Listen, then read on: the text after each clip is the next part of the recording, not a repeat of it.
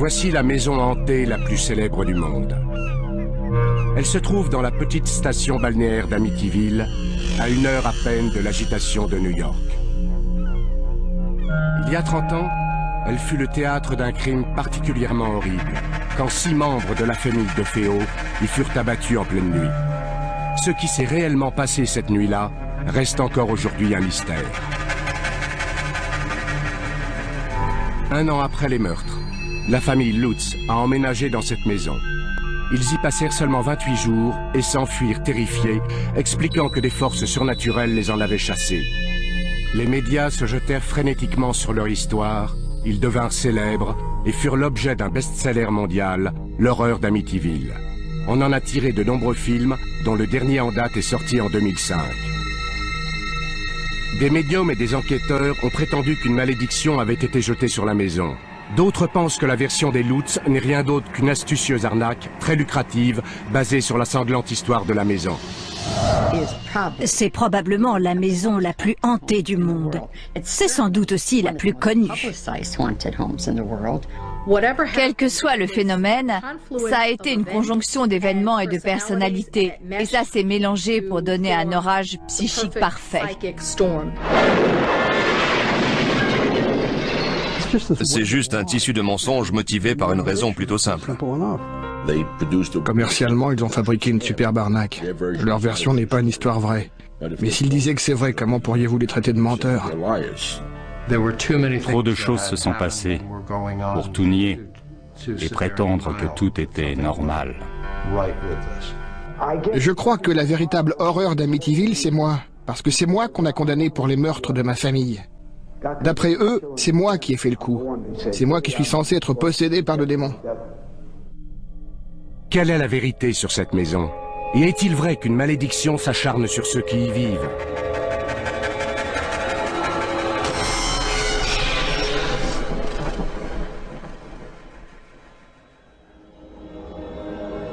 Les mystères et les controverses qui entourent l'histoire d'Amityville ont commencé dans la nuit du 13 novembre 1974, quand 6 membres de la famille DeFeo, le père, la mère et 4 enfants, ont été abattus à l'intérieur de cette maison.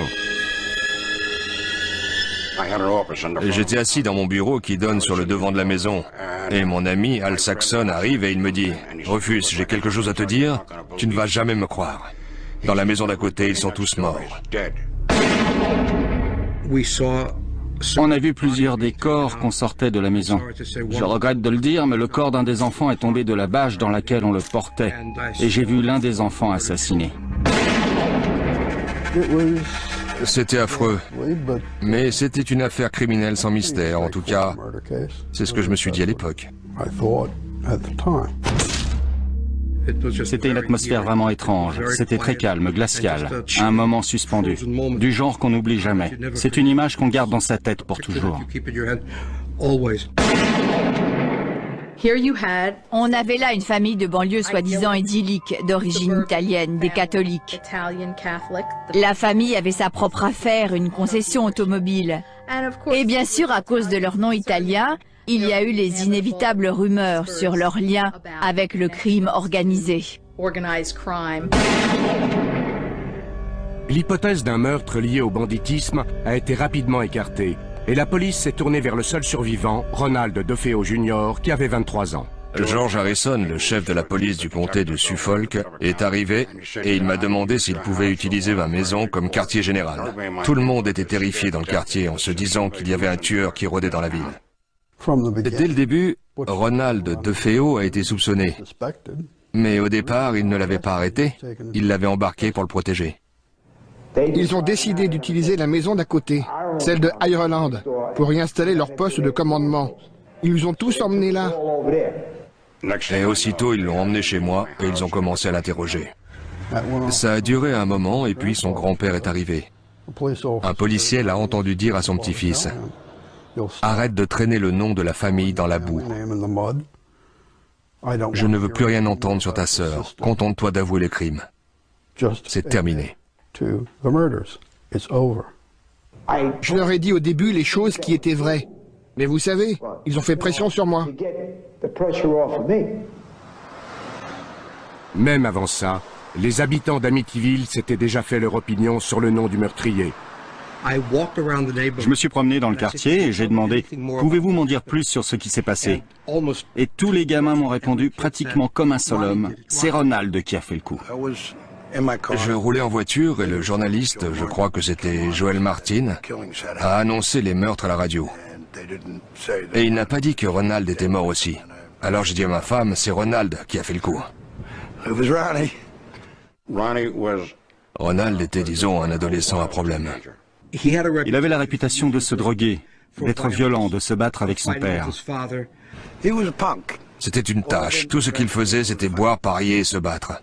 Quand on le connaissait ou qu'on connaissait le contexte, si on avait passé un peu de temps avec lui, on se disait que ce n'était pas une chose dont il était incapable. Et quand tous les autres sont morts et pas lui, vous savez... C'était tout un tas de problèmes, vous savez. C'est pas comme si je pouvais rester assis ici et vous mentir. Je pourrais dire que je savais que quelque chose de mauvais allait arriver à ma mère et à mon père. Très peu de temps après, Ronald DeFeo Jr. a été désigné officiellement comme suspect. Il était le meurtrier présumé, il était l'accusé. Après un bref interrogatoire serré, DeFeo a avoué les crimes et il a donné la première de ses nombreuses versions des événements.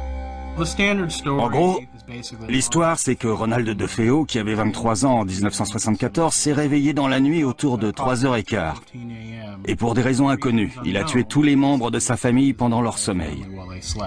Il a pris le fusil et il a tiré sur ses parents qui dormaient dans leur lit. Ensuite, il a tué ses 2 jeunes frères. Après, il a été dans la chambre adjacente et il a tué sa sœur. Et enfin, il est monté dans la chambre deuxième où il a tué son autre sœur, Dawn. Après ce qui est arrivé, c'était comme un cauchemar. Je suis en train de regarder ma mère et mon père morts, mes sœurs, j'étais terrifié. J'ai couru hors de la maison, sauté dans ma voiture, foncé dans la rue, trouvé mes amis et je suis revenu à la maison. Les aveux de DeFeo n'expliquent pas les nombreux mystères qui entourent les meurtres. Des mystères qui ont nourri les rumeurs de complicité, de complot et même de forces surnaturelles. Ils ont tous été tués avec un Marlin calibre 35. On a fait une expérience pendant la préparation du procès. On a mesuré le niveau sonore du Marlin calibre 35. Ce fusil s'entend jusqu'à 5 pâtés de maison. Personne n'a rien entendu. J'ai retrouvé un voisin, quand même, qui a entendu entre 3h et 3h30 le chien de la famille qui aboyait ou gémissait. Il y a eu au moins 9 coups de feu, 9 coups tirés avec un Marlin. Et rien n'indique qu'aucune des 6 victimes ait fait la moindre tentative pour s'enfuir.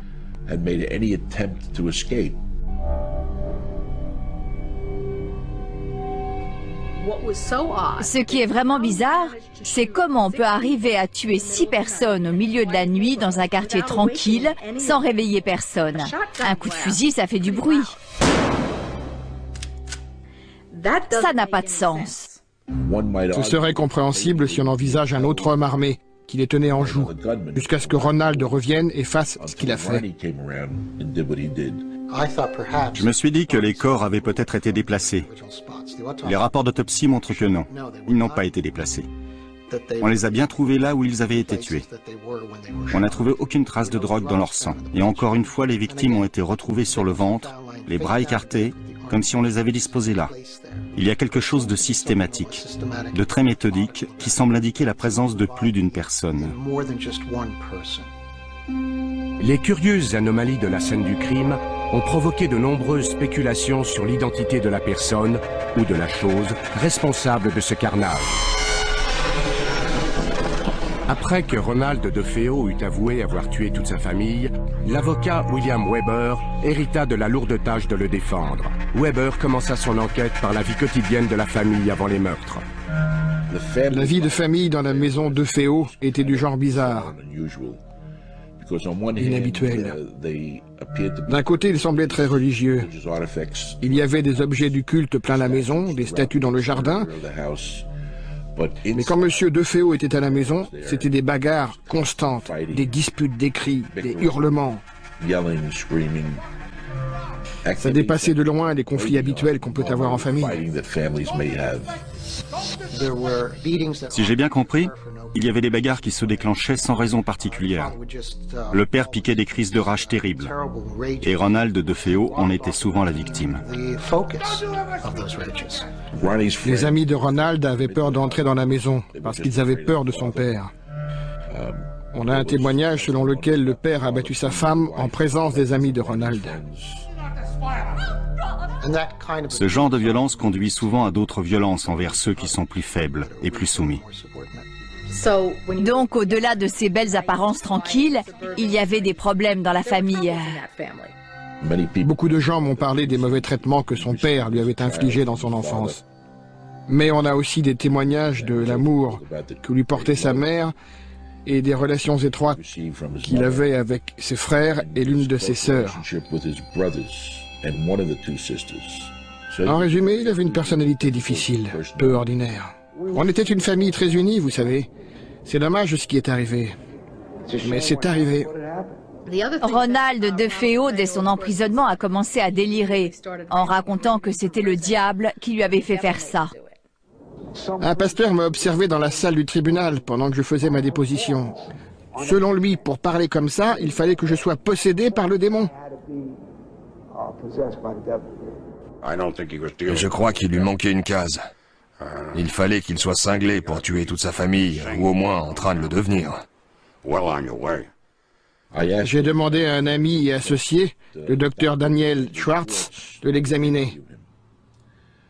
Son avis de professionnel, c'est que Donald a agi dans un état de conscience altéré. Il ne comprenait pas la nature de ses actes. Il ne savait pas que ce qu'il faisait, c'était mal. Je ne me contrôlais pas. Je n'étais pas en contact avec la réalité au moment où j'ai fait ce que j'ai fait. Je n'avais aucun contrôle. Weber décida de plaider la folie. Quand il procéda à l'interrogatoire de son client pour savoir ce qui s'était passé la nuit des meurtres, Ronald lui décrivit une suite d'événements étranges qui lancèrent les controverses sur la véritable identité du ou des coupables. Ronald avait pris je ne sais quelle drogue. Il regardait un film de guerre à la télévision. À la fin du film, Ronald était seul dans la pièce. Il a dit au départ qu'il pensait avoir entendu des membres de sa famille dans une autre pièce qui complotaient de l'assassiner. Une chose qu'il a dite, et parfois il la disait en ricanant, donc je ne suis pas sûr que ce soit vrai. Mais il a dit, une femme au manoir m'a donné le fusil, et j'y ai été, et j'ai tué tout le monde. Selon son témoignage original, à un moment donné, un démon aux mains noires couvert d'une capuche lui a donné l'arme. Et il est monté à l'étage et il a commis le meurtre. Il a dit le meurtre, pas les meurtres. Pendant le procès, un expert a soutenu que DeFeo n'avait peut-être pas agi seul. Herman Reyes était criminologue, cité par la défense. Pendant un huis clos, on avait fait sortir le public. Herman Reyes a déclaré au juge et au procureur que certains corps avaient été déplacés, qu'ils n'avaient pas tous été tués là où on les avait trouvés. Il a aussi déclaré qu'il croyait que plusieurs armes avaient servi, et pas juste un fusil de chasse. Bizarrement, bien des années plus tard, le journaliste Rick Moran fut contacté par un agent de la brigade des stupéfiants qui lui apprit que la maison des DeFeo était sous surveillance à l'époque des meurtres et qu'il avait vu la sœur de Ronald, Dawn, sortir de la maison. La nuit du meurtre, ce policier a vu Dawn DeFeo sortir de la maison avec un fusil. Elle était vêtue d'un sweat à capuche et portait des gants. Il l'a vu jeter le fusil sur le siège arrière de sa voiture et filer en direction de la pointe où se trouve un quai d'embarquement. C'est exactement là qu'on a retrouvé le fusil, mais la police pense que c'était plus tard. Quand Ronald raconte qu'un démon aux mains noires avec une capuche s'est approché de lui et lui a donné l'arme, et qu'il n'a pas bougé, je crois que c'est vrai. Je crois qu'il n'était pas en état de bouger. Le démon dont il parle, c'était sa propre sœur. La chemise de nuit de Dawn DeFeo porte des traces de poudre non brûlée, ce qui indique qu'elle a peut-être tiré avec ce fusil cette nuit-là. La théorie de Moran, c'est que Ronald et sa sœur Dawn avaient comploté l'assassinat de leurs parents. Je pense que la nuit où ils ont décidé de faire ça, Ronald n'était pas en état de le faire, et que Dawn a pris le fusil et a commis les meurtres.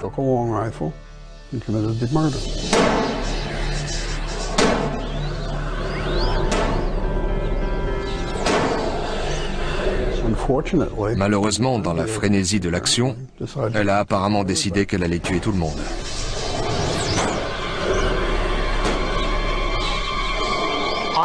J'ai toujours pensé qu'effectivement, il y avait quelque chose de spécial entre Ronald DeFeo et sa sœur Dawn.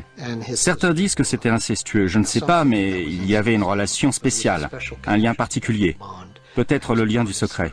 C'est elle qui a été tuée le plus violemment, sa tête a complètement explosé. La théorie, c'est que Don DeFeo a tué toute sa famille et que Ronald, de désespoir, a tué Don.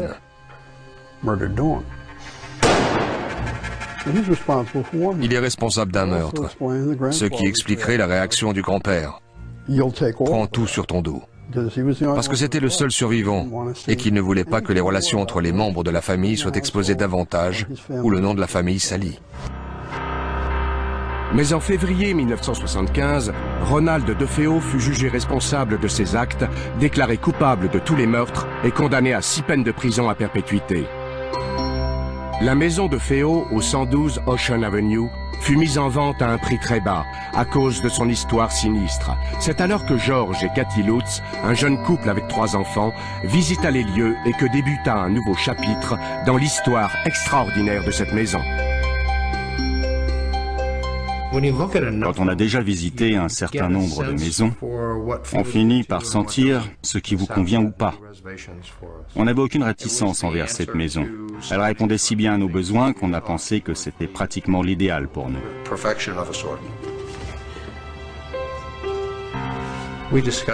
Nous avons discuté ensemble, en famille, des événements qui s'étaient déroulés dans la maison et la conclusion, c'est qu'aucun d'entre nous ne se sentait mal à l'aise à cause de ce passé. Mais nous n'avions pas envisagé la possibilité que quelque chose de résiduel soit encore là. D'après la famille Lutz, des choses troublantes leur sont arrivées dès le début. Harry a essayé de se pendre. Notre chien, un labrador noir, a sauté par-dessus la clôture et sa chaîne était trop courte. Et il s'est retrouvé pendu de l'autre côté. Il s'étouffait. Ça s'est passé 1 heure après notre emménagement. George Lutz raconte ensuite qu'un de ses amis, qui connaissait bien l'histoire de la maison, lui a recommandé de la faire bénir. Le pasteur est venu et l'a béni pièce après pièce. Il est revenu et il nous a dit à Cathy et moi de ne pas faire une chambre dans une pièce à l'étage que nous voulions utiliser comme pièce à couture. Il a dit qu'il y sentait quelque chose. Et il a reçu une gifle. Il a entendu des voix qui lui disaient de partir. Tout ça, c'était le premier jour, les premières heures. Lutz affirme que dès les premiers jours, il s'est réveillé régulièrement à 3h15. Il se sentait agité, mal à l'aise. Il entendait des bruits bizarres. Coïncidence, c'est l'heure à laquelle on estime que les meurtres ont été commis.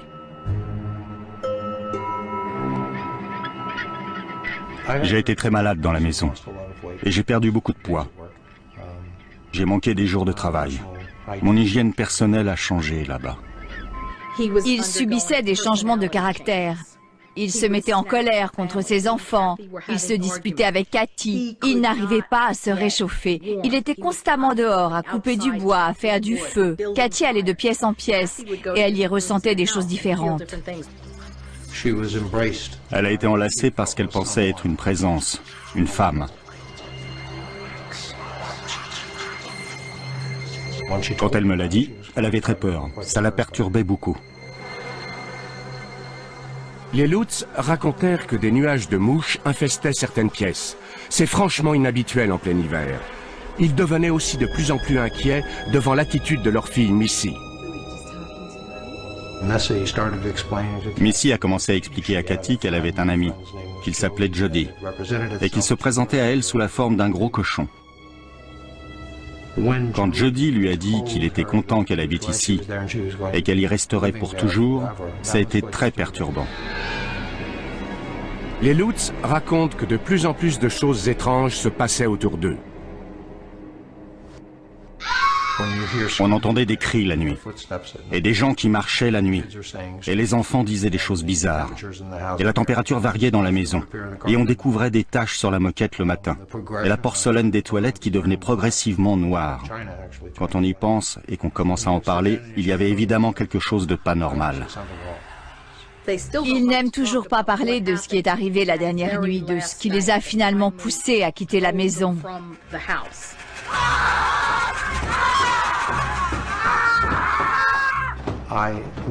Je ne serai jamais capable d'oublier ce qui s'est passé cette nuit-là. Et les garçons, l'air qu'ils avaient, et ce qu'ils ont dit quand ils sont descendus ce matin-là.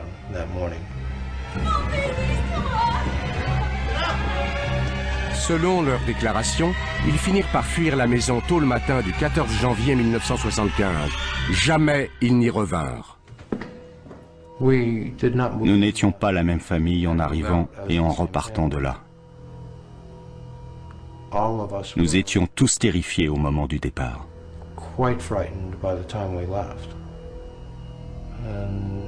Alors qu'on ne connaissait pas la peur en emménageant. Et rien que la peur nous a tous changés.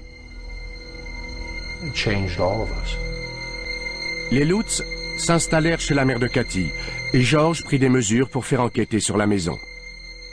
J'avais contacté un type qui s'appelait Kaplan, qui s'était présenté comme parapsychologue. Mais j'ai découvert qu'il était vampirologue, ce qui était censé lui donner de la crédibilité, mais pas avec moi.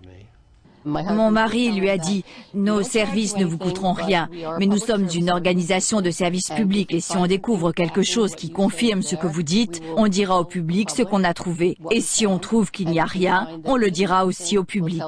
Et si on découvre que vous nous racontez des salades et que c'est une arnaque, on le dira aussi. » 3 jours plus tard, George Lutz rappela Kaplan.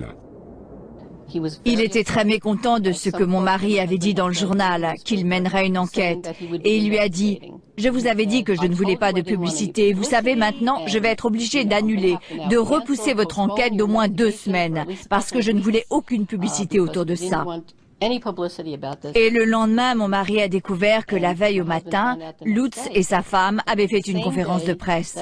Alors le matin, il donne une conférence de presse et le soir, il nous raconte qu'il annule notre enquête parce qu'il ne veut pas de publicité. Pour couronner le tout, la conférence de presse avait été organisée par William Weber, l'avocat de Ronald DeFeo. À l'époque, Weber le défendait encore, puisqu'il avait fait appel de la première condamnation. Apparemment, la famille Lutz et lui s'étaient rencontrés juste après qu'ils aient quitté la maison.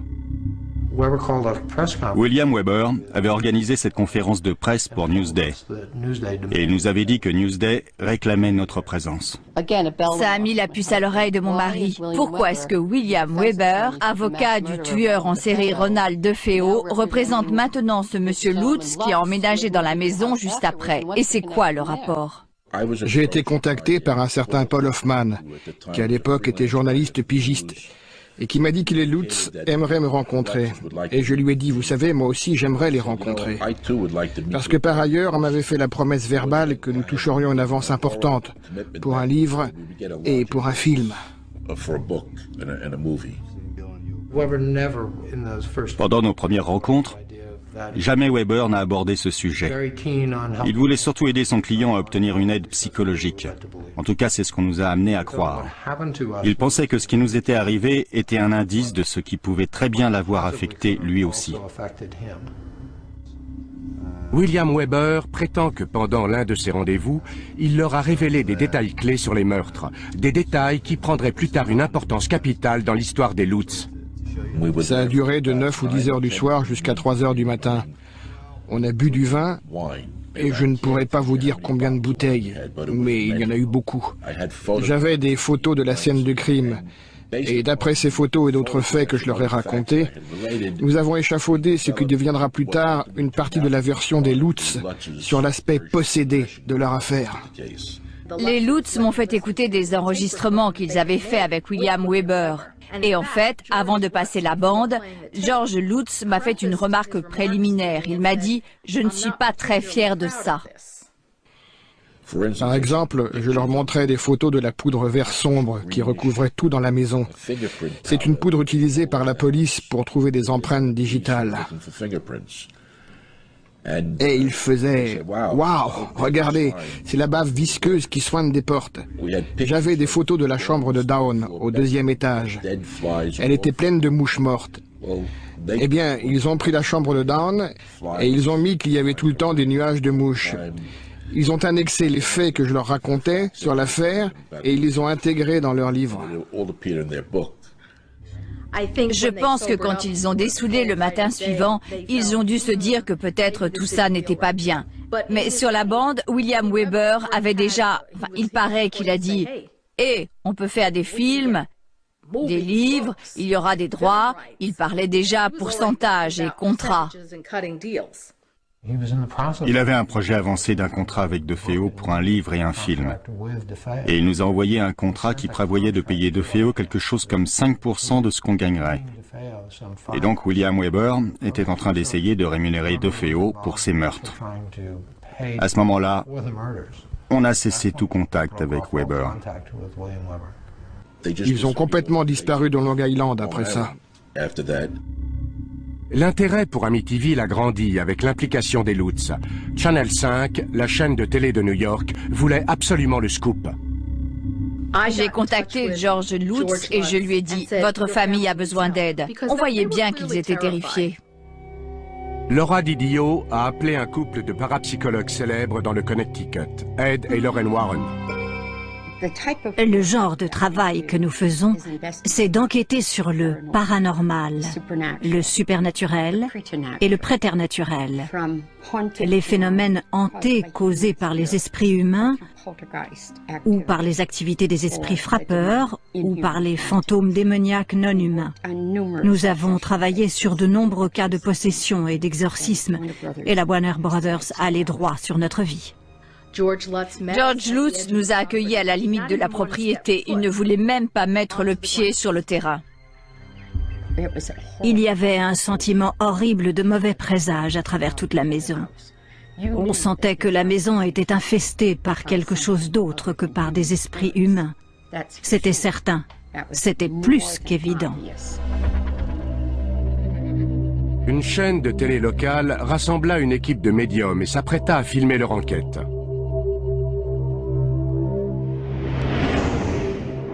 Ils firent venir des parapsychologues, ils amenèrent aussi des médiums, et ils décidèrent de pénétrer dans la maison dans la nuit du 6 mars 1976.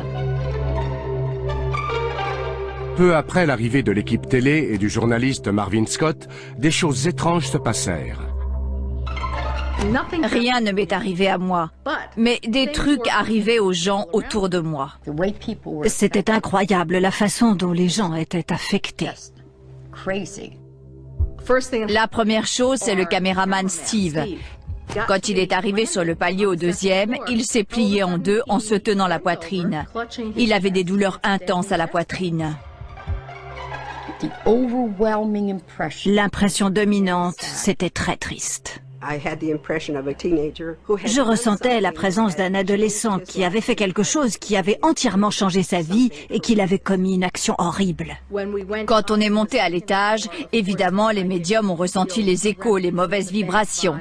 6 personnes ont été assassinées là, vous savez, il y a à peine 2 ans. Il y avait une fenêtre au-dessus de moi et j'ai vu le visage d'une fillette qui me regardait. Ensuite, j'ai entendu des pleurs, des plaintes. Alors je lui ai dit, regarde la lumière blanche, marche vers elle, tous ceux qui t'aiment t'attendent.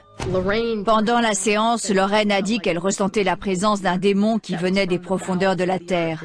Il n'y avait pas que les esprits assassinés des membres de la famille DeFeo. Je percevais des corps alignés, tous recouverts de draps blancs.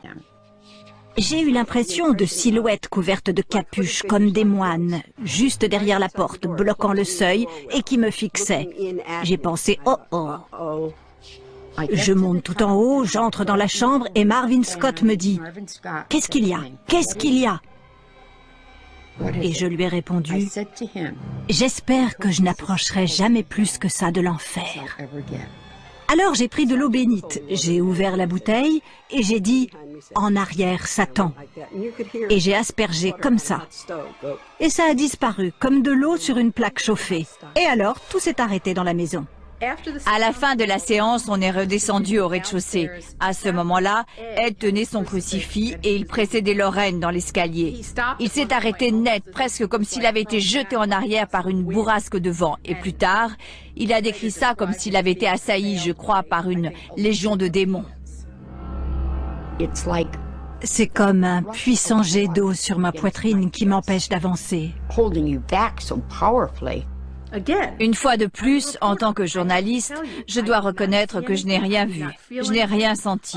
Rien d'autre que les réactions d'Ed, de Lorraine, des autres médiums et des gens autour de moi. Je me souviens à 2 heures du matin de Marvin Scott qui se tourne vers moi et me dit « On ne l'a pas ». En d'autres termes, ce n'était pas l'exorciste pour la télévision. Alors qu'il ne se passa rien devant les caméras de télévision, une photo prise cette nuit-là allait révéler une mystérieuse présence. L'appareil avait été fixé sur un trépied. Il prenait des photos au flash automatiquement, à intervalles réguliers. Et il y avait des dizaines et des dizaines de photos de cette porte qui conduisait à la chambre de notre fille Missy. Des années plus tard, une de mes secrétaires classait ces photos et elle était enceinte. Et chaque fois qu'elle regardait cette photo, le bébé faisait des bonds dans son ventre. Et hop, voilà qu'on distingue clairement dans l'encadrement de la porte, sur le palier au 2e, le visage d'un petit garçon qui jette un coup d'œil depuis la porte. Il n'y avait pas d'enfant cette nuit-là dans la maison. Alors, d'où est-ce qu'il vient? On a appelé Missy et on lui a demandé qui c'était. Et elle a dit « Oh, c'est le garçon avec qui je jouais là-bas ». C'était la première fois qu'on en entendait parler. Les Lutz ne revinrent jamais au 112 Ocean Avenue. La banque récupéra la propriété et leurs meubles furent vendus aux enchères. George et Cathy partirent s'installer en Californie en affirmant qu'ils devaient échapper à l'influence de la maison et au déluge de publicité qui suivit la médiatisation de leur histoire. Amityville devient un phénomène. Et il est partout. On en parle à la télé, on en parle à Long Island. C'est sur les lèvres de tout le monde. Avez-vous entendu parler de cette affaire? C'est la somme de toutes les horreurs qui se passent dans le paranormal. Tout est regroupé en une seule affaire. Les médiums sont sortis du bois. Les exorcistes, les parapsychologues, les vampirologues. Ils ont tous débarqué avec chacun sa théorie. Ils prétendaient tous savoir exactement ce qui s'était passé. Parmi ceux qui se joignirent à la fête, il y avait le professeur Hans Holzer, le plus célèbre chasseur de fantômes des États-Unis. J'aime particulièrement cette image qui montre clairement la silhouette blanche d'un cheval en surimpression sur moi. Il se trouve que l'entité qui était perturbée dans la maison était un chef indien à cheval. Hans Holzer m'a été présenté comme un homme qui avait écrit 50 livres dans le domaine des médiums. Les esprits frappeurs, les fantômes de la Maison Blanche, des fantômes dans chaque maison qu'il a visitée. Le 13 janvier 1977, Holzer, William Weber et Laura Didio pénétrèrent dans la maison en compagnie d'Ethel Johnson Meyers, une médium célèbre pour ses transes profondes. Tout ce qu'il me faut, c'est un bon médium capable de transes profondes. Comme ça, s'il y a la moindre entité, elle peut utiliser les cordes vocales du médium pour discuter avec moi. C'était vraiment étrange et très choquant de voir la transformation physique que subit cette femme. Dès qu'elle est sortie de la voiture, avant même d'entrer dans la maison, elle a dit « Il y a un Indien là-dedans ». D'un seul coup, une pomme d'Adam lui a poussé. Après un moment, cette femme a commencé à parler dans un drôle de charabia. Sa voix s'est abaissée de plusieurs octaves. Et elle parlait avec un chef indien qui était enterré sur ce terrain. Why are they angry? Because it's been a sacred place, and this is over the very, very special chief. Oh, I can't move my face. On a découvert que c'était un cimetière indien et que le quartier avait été construit dessus, à la grande fureur de l'Indien qui était enterré là. And what does he make them do? Violence of death. I don't know, my skull's cracked and my neck's stretched. What will the male do under those circumstances? Anything the Indian desires him to do. Bien que l'on ait raconté que c'était la maison la plus hantée d'Amérique, ce n'est pas vraiment une maison hantée. Il n'y avait pas de fantômes là, il n'y avait pas d'esprit, sauf celui du chef indien. Et tout ce qu'il voulait, de son point de vue, c'était « partez de mon terrain ». Alors que les théories se multipliaient sur la maison, Amityville allait devenir un phénomène de l'édition. Soudain, il y a un livre. Et quelle qu'en soit la raison, le livre a eu un succès immédiat. C'est devenu aussitôt un best-seller. Le premier tirage était de 25 000 exemplaires. Et il n'avait jamais lancé un aussi gros tirage, même de loin, pour une première édition. À peine arrivé chez les libraires, ce livre a été épuisé. C'était phénoménal. Il était clair que cette histoire de maison hantée avait le pouvoir de captiver des millions de lecteurs. L'idée que c'est réellement arrivé à des gens rend ces gens plus proches. Parce que si ce n'est pas une œuvre d'imagination, alors c'est vrai. Et ça pourrait aussi leur arriver. Une maison, c'est censé être un endroit où on est en sécurité. Et l'horreur d'Amityville détruit cette tranquillité. C'est arrivé juste après le livre de William Peter Blatty, L'Exorciste. Et le film L'Exorciste est sorti autour de 1973-74. On dirait qu'il y a un désir, une insatisfaction, peut-être une question spirituelle qui domine tout ça, le bien contre le mal. Même les gens qui disaient être agnostiques ou athées après avoir vu le film, ils dormaient avec la lumière allumée, ils s'agrippaient à des crucifix et ils retournaient à l'église. C'était le climat dans lequel Amityville pouvait s'épanouir. La maison elle-même était devenue un personnage, grâce en particulier à ses deux fenêtres à l'étage. Tout le monde disait « Qu'est-ce que vous pensez de ces deux yeux? Deux yeux qui vous observent. » J'ai beaucoup entendu ça. C'est devenu les yeux de la maison. Et si vous les regardez, vous vous dites « cette maison est en train de me regarder ». Et ça lui a donné cette personnalité maléfique. Quelque chose observe, quelque chose est caché, quelque chose observe.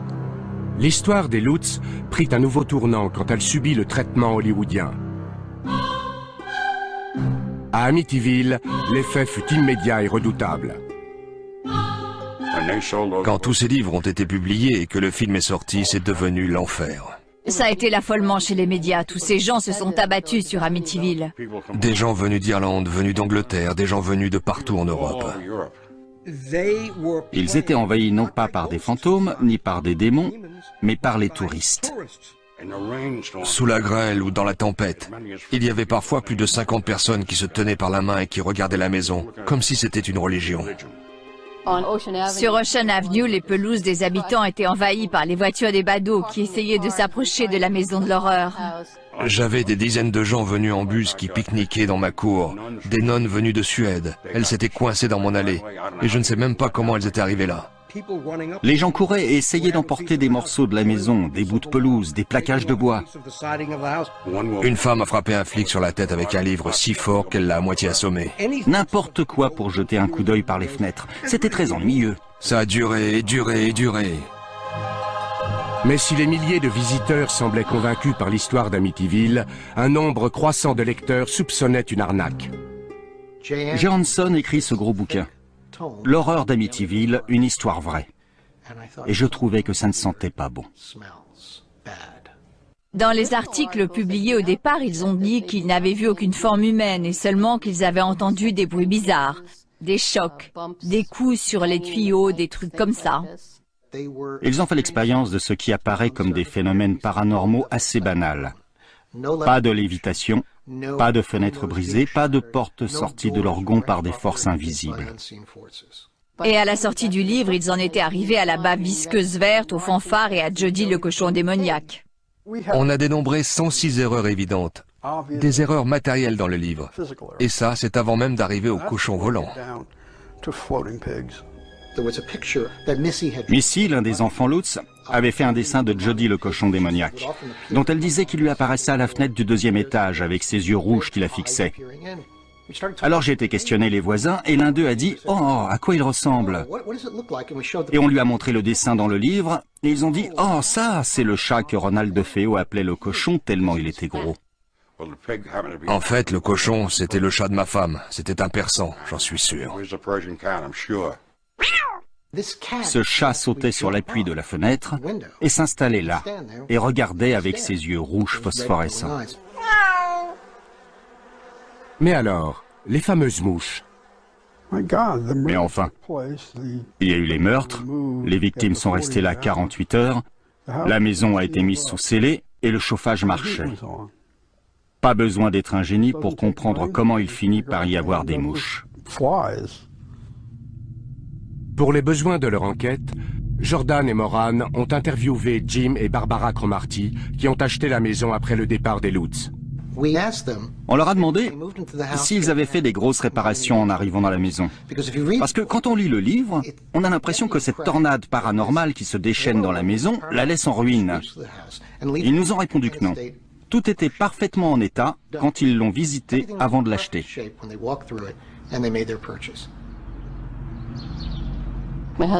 Mon mari a participé à un débat à la télé avec George Lutz et ce dernier a essayé de raconter qu'une fenêtre de la maison s'était rabattue sur la main de son fils et qu'il l'avait emmené à l'hôpital de Brunswick pour le faire soigner. Alors mon mari a dit parfait, on va faire citer les rapports de l'hôpital de Brunswick et là vous pourrez le prouver. Et là il a dit, je ne l'ai pas vraiment emmené à l'hôpital, on lui a fait un pansement à la maison. Son histoire changeait quand on essayait de le coincer. Je me souviens qu'il y avait une fenêtre dans une pièce au 2e étage, et il prétendait que si on était au milieu de la pièce, la fenêtre s'ouvrait et se refermait brutalement toute seule. Donc on a été dans cette pièce, Rick et moi. Et Rick a remarqué que le plancher avait l'air inégal, et il a commencé à appuyer du pied sur le plancher. Et soudain, la fenêtre s'est ouverte. J'ai cru que j'allais bondir hors de mes chaussures, j'ai hurlé. Les contrepoids étaient mal installés et la fenêtre était déréglée, de telle manière qu'on pouvait parfaitement l'ouvrir et ensuite la refermer du milieu de la pièce.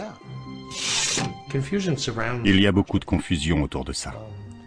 Je ne sais pas si ça sera jamais éclairci.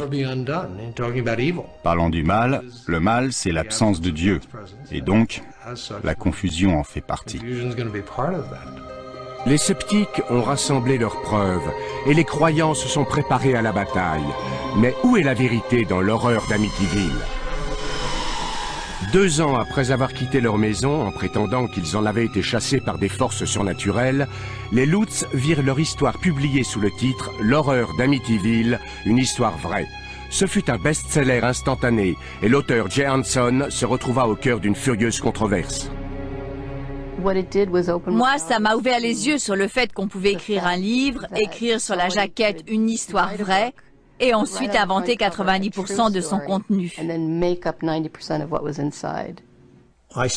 J'en ai parlé à Jay et je lui ai dit, Jay, tu crois à cette histoire? Et il m'a dit, je suis un écrivain, c'est ce que je fais, j'écris, c'est tout. Tu sais, que ce soit vrai ou pas, ce n'est pas à moi d'en décider. Évidemment qu'il a pris des libertés. Nous ne soutenons pas cet aspect de l'horreur d'Amityville. Peter Jordan et Rick Morgan mirent Jay Hanson devant les preuves que son livre n'était pas une histoire vraie, mais une œuvre de fiction. Il m'a dit, vous niez tout. Vous êtes un sceptique, qui aime écrire des histoires de non-fantômes. Moi, j'aime gagner de l'argent. Jay m'a dit, je suis un écrivain. Et tout ce qui m'intéresse, c'est d'écrire un best-seller pour me construire une villa à Majorque et ne plus jamais avoir besoin d'écrire.